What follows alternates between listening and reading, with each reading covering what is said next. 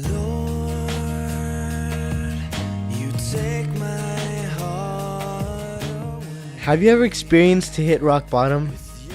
Have you ever experienced how it is to be at the end of your rope, falling from the top and hitting the ground so hard? I'm sure you have, because I figured life isn't always as you would expect it to be. There are times when you will cry, grieve, falter, and just seemingly try to endure everything almost to the point of just going through it eyes closed. Am I too young to be knowing and feeling these?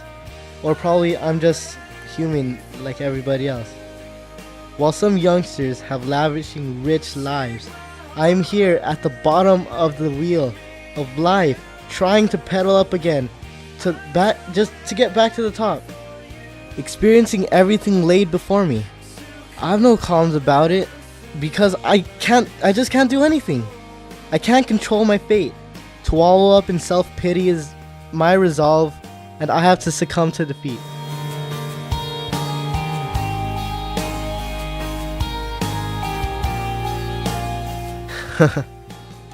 Funny, isn't it?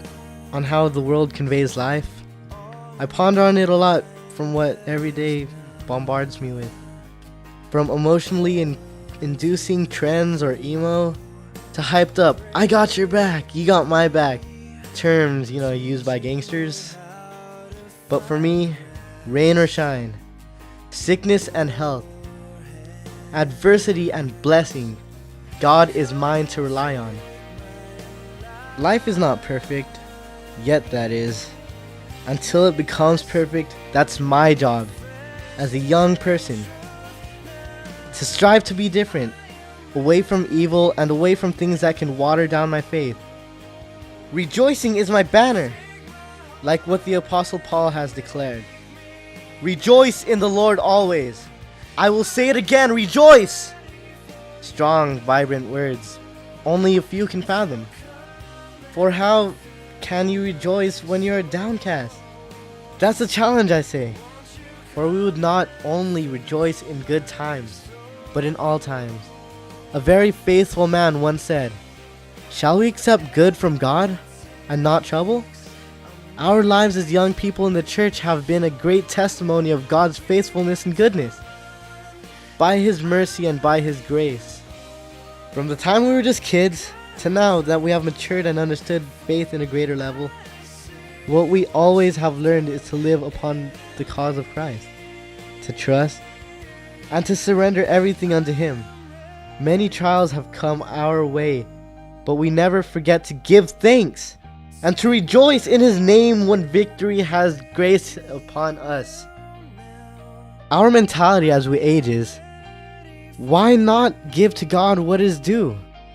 For He knows the way that we take, and when He has tested us, we will come forth as gold.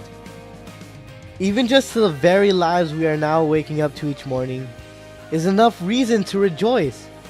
For if life was without pain and suffering, I doubt it that God will still be visible.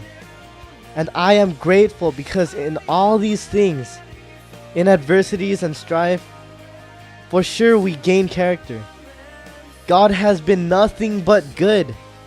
To reciprocate His goodness is to offer Him what we can. Rejoice all the earth, rejoice! Won't